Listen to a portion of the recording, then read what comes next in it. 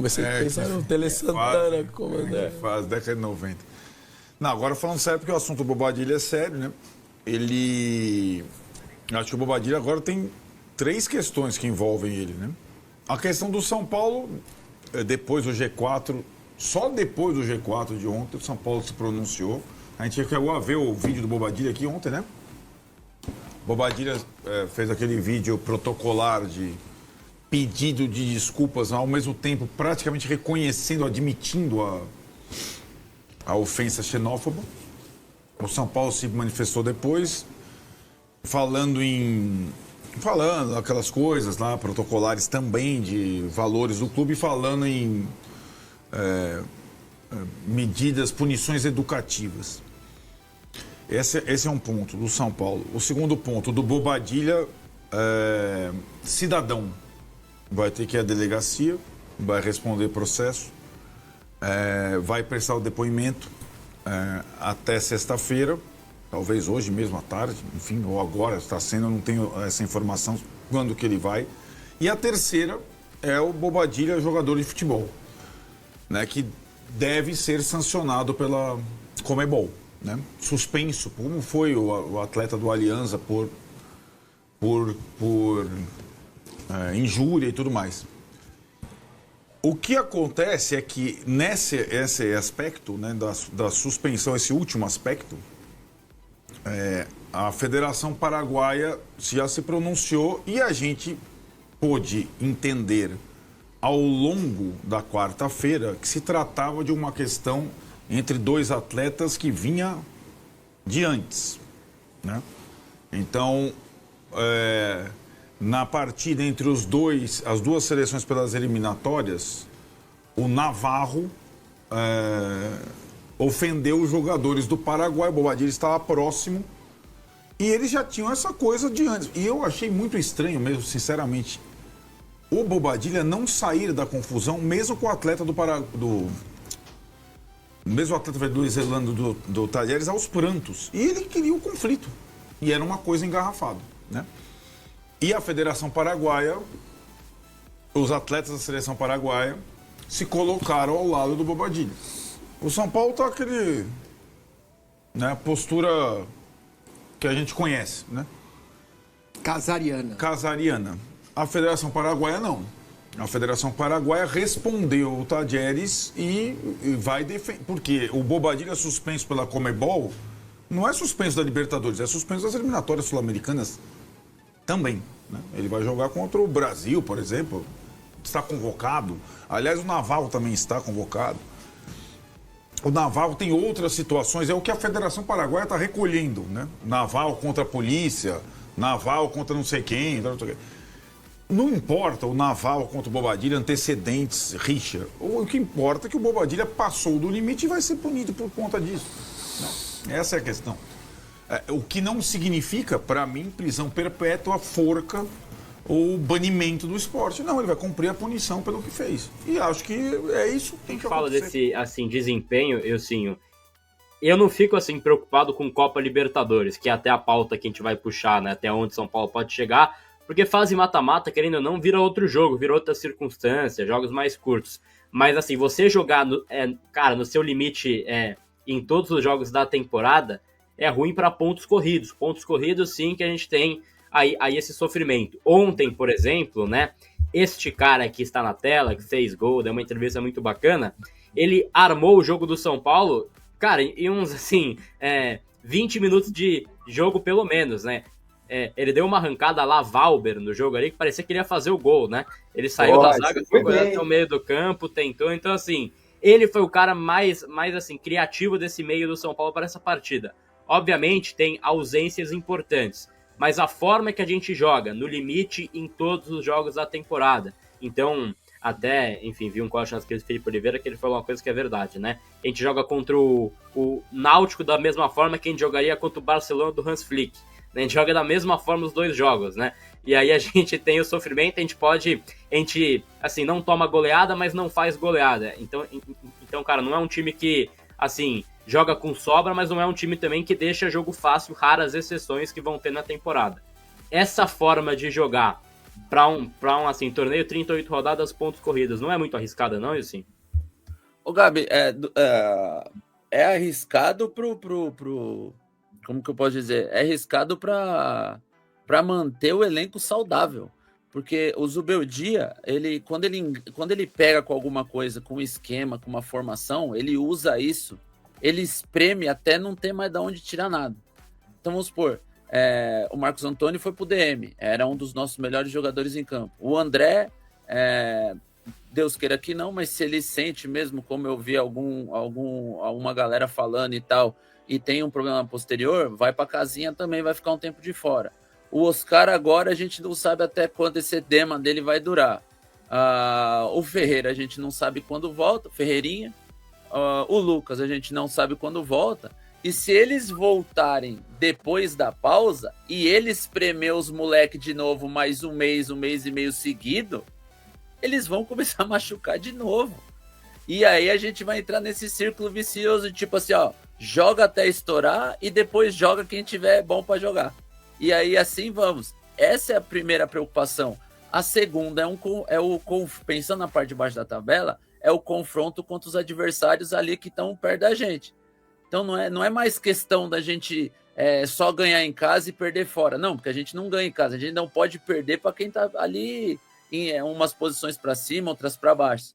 Mas, tipo assim, se ele tiver espremendo esses moleques pós-mundial, quando supostamente eles voltariam, se ele ficar espremendo de novo, esses caras vão sentir em 30 dias tudo de novo.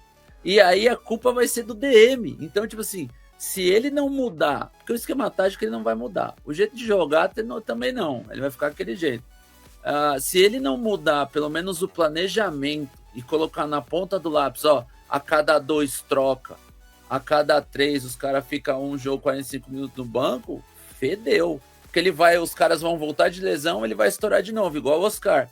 O Oscar volta, ele joga 30, 66 e um monte de 90 de volante. O que aconteceu? Edema. Graças a Deus tem a pausa pro Super Mundial aí, porque senão os caras iam começar a estourar tudo de novo. E graças a Deus é edema, né? É o que falaram, né? Porque um edema assim, tipo, o Tadjeres estava classificado, não ia mudar muita coisa e tal. Agora o Bahia já é importante.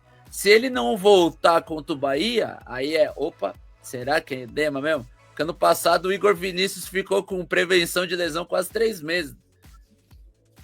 Pois é, teve essa situação do Igor Vinícius aí, que tá com lombalgia agora também, e, cara, também não tem novidades, né, dos próximos passos.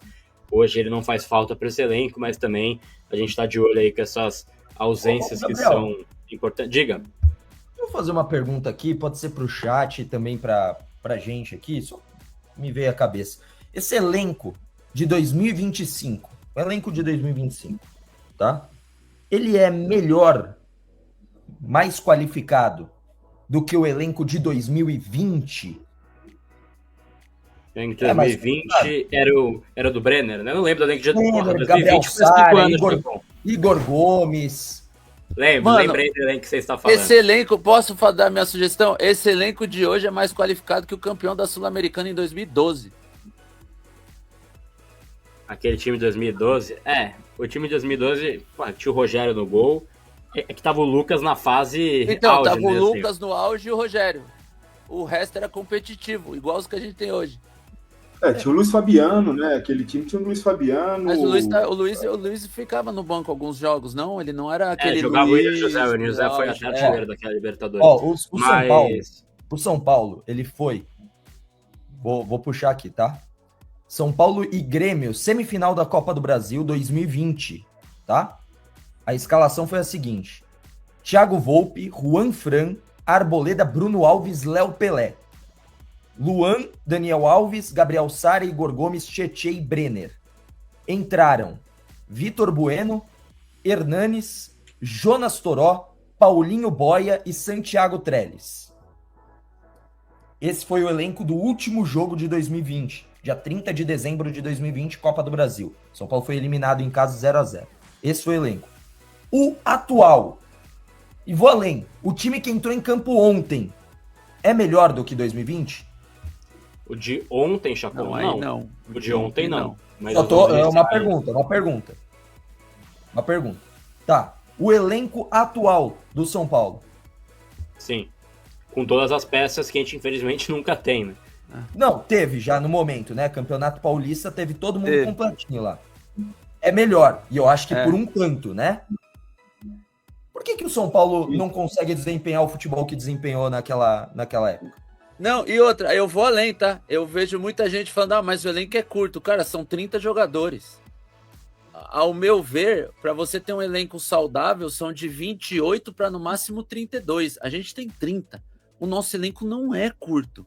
Era só entrou no raio da rotação logo, pô. São quase 3 times. Porra, roda os caras. A cada 2 jogos, vê quem tá melhor. Vendo coisa, mas não, é o mesmo time toda hora até os caras sentir alguma coisa. Aí sente, aí sai. Então tá, sentiu, sai, entra outro. Pai, vai até esfolar. E aí vai. Cara, o elenco não é curto. Eu não sei quem é que tira isso falando, o elenco é curto. Não é. São 30 jogadores, cara. Roda o raio do elenco. Não põe no primeiro jogo contra o Náutico. Não põe no segundo tempo. Mas não.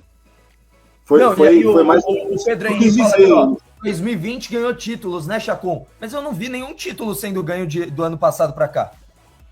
Não vi. E não vi o São Paulo nem perto disso. São Paulo liderou diversas vezes e fez até mais do que estava esperado para aquele elenco. Aquele elenco não era para liderar Campeonato Brasileiro. E o São Paulo liderou. São Paulo foi para a Copa Libertadores de forma direta. Eu não vejo São Paulo pegando o 4º lugar hoje. Não vejo. Tenho minhas dúvidas se chega à semifinal da Copa do Brasil. Né? Por exemplo, acho que vai até um pouco melhor na Libertadores, já passou de fase e acho que passe pelas oitavas de final. Mas é isso que eu tô falando, tem um elenco melhor e pode desempenhar mais, cara. É só isso. Pois é, então tem uma situação preocupante aí para a sequência da temporada. E aí, para fechar, então, quero ouvir meu amigo Renan quanto a isso. Porque o São Paulo, então, classificado, líder do seu grupo, uma das melhores campanhas dessa fase da Copa Libertadores, invicto na fase de grupos. Ah, mas não fez jogos brilhantes? Pode ser, mas o fato é que tá invicto. Pensando na fase mata-mata, cara, dá para ficar empolgado ou vai depender de quem o São Paulo pega pelo caminho nas oitavas, por exemplo, Renan? A gente pega um jogo forte, pega um jogo frente a frente, sei lá, Palmeiras, que seja um time desse. A gente faz frente nesse momento, Renan?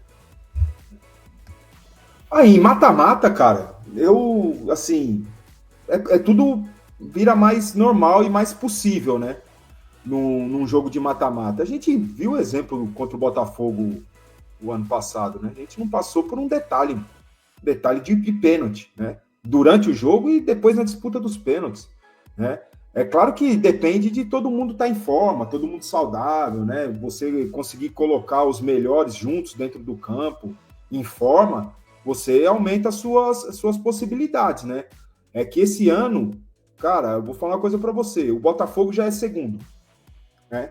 E a tendência, na minha opinião, é de melhora do Botafogo. Quem viu o jogo do Botafogo ontem foi, assim, espetacular, mano. Porque jogando com 1 a menos desde o primeiro tempo e, cara, jogou para ganhar de mais de 1-0, jogando boa parte do jogo com um jogador a menos. Então, um time que já está em segundo, isso complica, né? No sorteio a gente pode enfrentar eles. O Flamengo pode acabar em segundo hoje, certo? O Flamengo pode acabar em segundo hoje. Então, cara, é que eu vejo Copas completamente diferentes, sabe? Assim, Gabriel. E o São Paulo em Libertadores é uma coisa que me peça para explicar que eu vou ficar 1 hora aqui, não sei como que eu vou conseguir te explicar, mas é uma coisa que muda. Essa camisa de um jogo de Libertadores no Morumbi é uma coisa completamente diferente, mano. E muitas vezes isso pode ser muito relevante no mata-mata. Vamos jogar contra o Flamengo. O Flamengo classificou em segundo no sorteio seu São Paulo e Flamengo. 90% da imprensa brasileira vai falar que o Flamengo é favorito. E quem sabe eu diga a mesma coisa. Mas não garantiria nunca que o Flamengo ia passar de São Paulo. Hipótese nenhuma. Eu aposto todo o dinheiro da minha vida longe disso. Muito longe disso. Né? Se empolgar, aqui a pergunta, dá para se empolgar? Não, se empolgar eu não vou... faz muito tempo que eu não me empolgo com o São Paulo, que fala assim, mas esses torneios têm essa característica que me faz acreditar. Não me empolgar. E sim acreditar que é possível. E no ano passado, eu falo isso, né? A gente ficou a um pênalti chegar na final. Porque a gente passaria do Penharol, cara. Eu tenho isso pra mim, é claro, que a gente passaria do Penharol na Eu tenho semifinal. certeza absoluta disso. Eu tenho certeza absoluta disso, sim. Gabriel. Absoluta. Então a por gente isso quase que eu te falo eliminou o Botafogo, né? Que é um puta time. Era um puta time no passado. É exatamente por isso que eu falo que no momento eu não me empolgo, mas é muito possível. É muito possível. A gente passaria com certeza do Penharol, e aí final de Libertadores é um jogo só, cara. Aí é outra história, sei lá. Aí fica ainda mais igual, né? Iguala ainda mais. E aí, sim, eu já te adianto, porque a gente vai fazer o sorteio das oitavas, aí vai vir aquele cara no chat. Mas não dá pra escolher adversário. Meu amigo, por mim, que venha o Universitário do Peru, que venha o time mais fraco dessa Copa Libertadores. O tal do Bulo. O Bulo já deu hoje, ela vai classificar. Mas que venha um time horroroso, que seja uma campanha Grêmio 2017. Eu não vou ficar escolhendo adversário, mas assim, caso isso seja possível, que seja o caminho mais tranquilo, né, assim, que aí a gente vai chegando vivo, consegue contratar no meio do ano, tem aquela coisa, consegue ajustar, volta os caras, e aí dá pra se empolgar, talvez, né, Wilson? Ah, não, eu gosto de pegar os fera já pra ganhar confiança, pai. Eu gosto de pegar os fera nas oitavas. Para de já inventar pegamos isso. Confiança, ganhamos. Ah, mano, prefiro a campanha do Boca, que era pênalti atrás de pênalti, ganhando confiança e os caras acreditaram. Não, tá louco. Não. Sofrimento pra quê? Não aguento mais, cara. Libertadores, mano. Libertadores é assim, pai. Não, eu quero campanha Grêmio, cara. Sabe por quê? Porque o Grêmio é tão tricampeão quanto nós, mano. Isso que é foda. Esses caras pegaram a maior babaiada da história e são tricampeão, pô.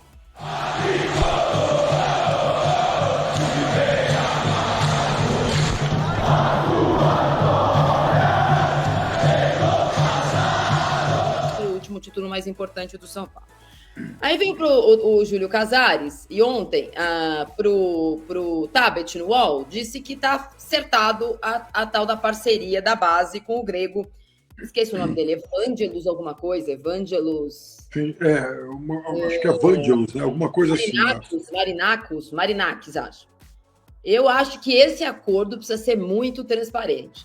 Porque desde o meu amigo já falecido Juvenal Juvencio, quando ele tratava aquilo como a joia da coroa, e muitas vezes foi tratado com algum tipo de gracejo e tal, e de fato é um oásis o que é Cotia. Marinakis, muito obrigado. Evangelos Marinakis.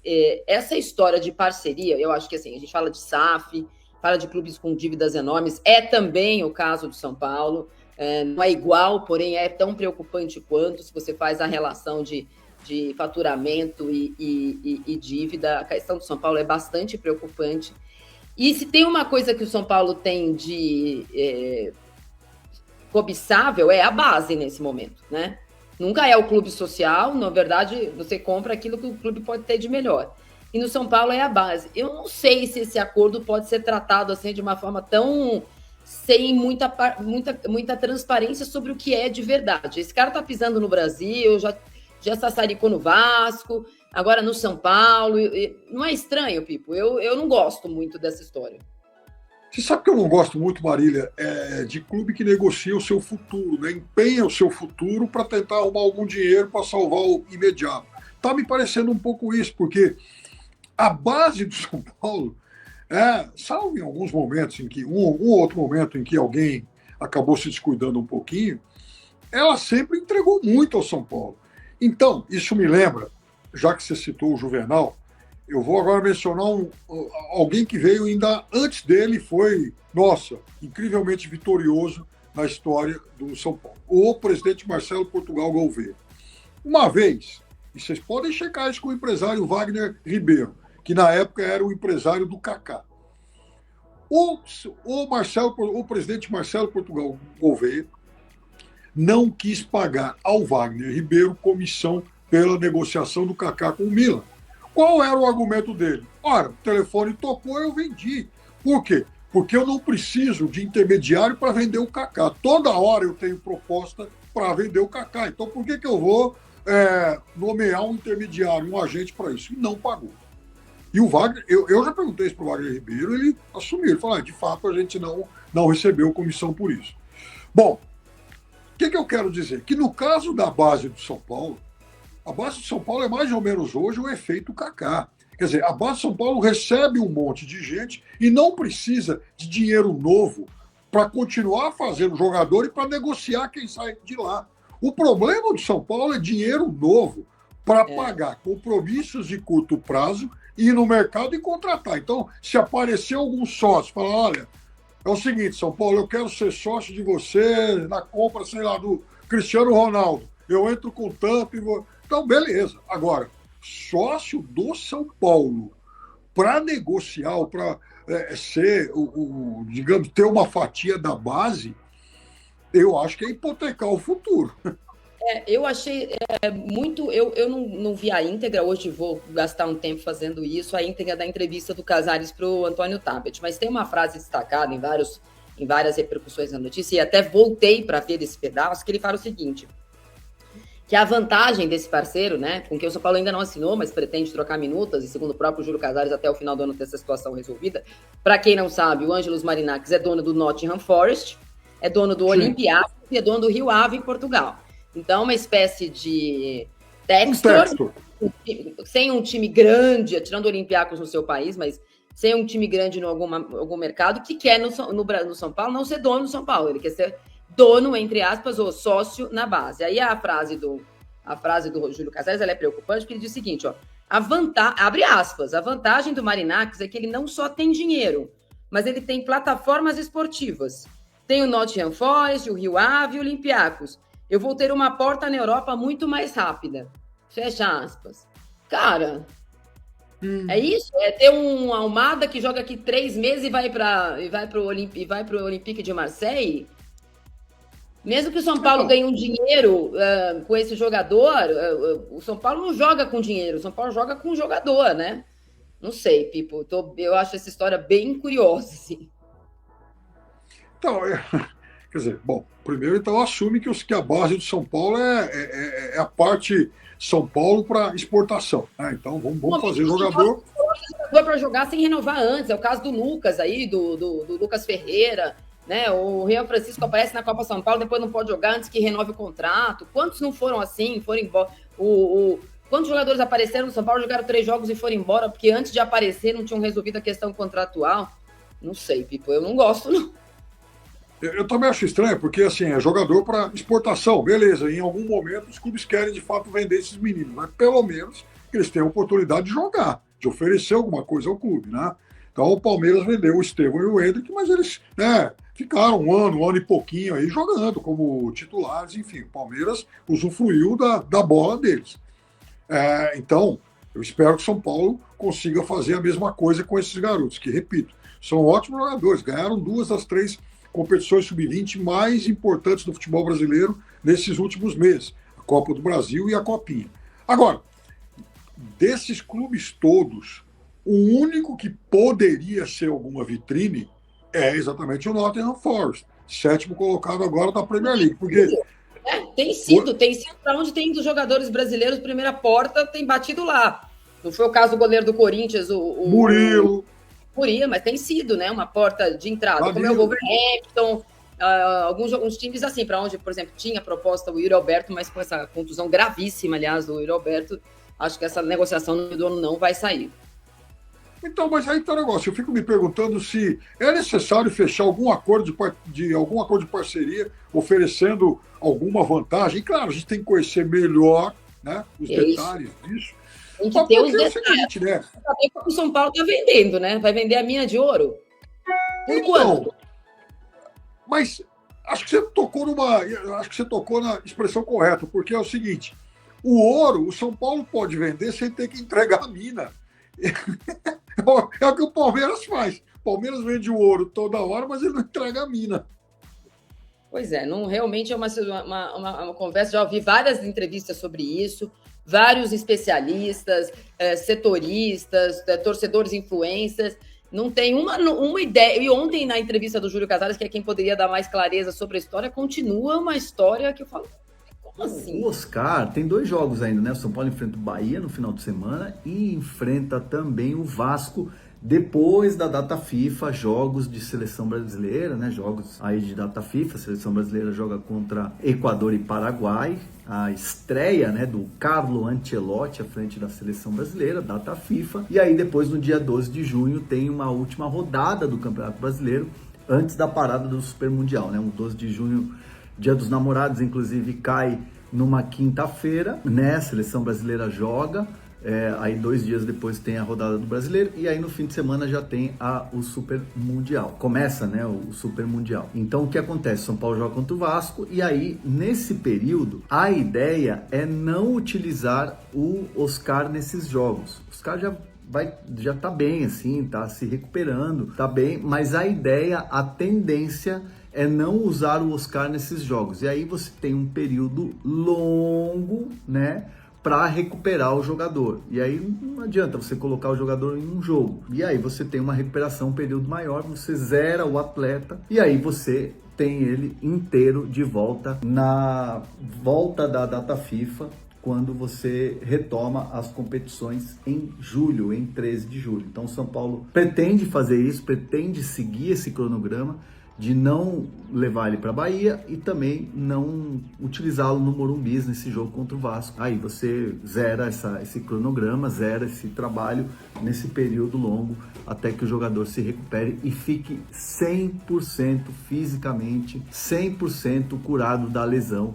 Lesão é essa que impediu, né? Vai e volta na questão física do Oscar. Então o São Paulo, que tem um DM cheio, né? Por exemplo, o Luca deve voltar já, esse sim, atuar mesmo, ajudar o São Paulo, ou pelo menos ficar à disposição. Mas o São Paulo está sofrendo aí nas últimas rodadas, nos últimos jogos, com uma quantidade muito grande de lesões, de jogadores lesionados, o que atrapalha demais. E o São Paulo de olho nisso para não estourar seus jogadores e principais jogadores, no caso do Lucas, que, assim como o Oscar, só depois da parada para o Super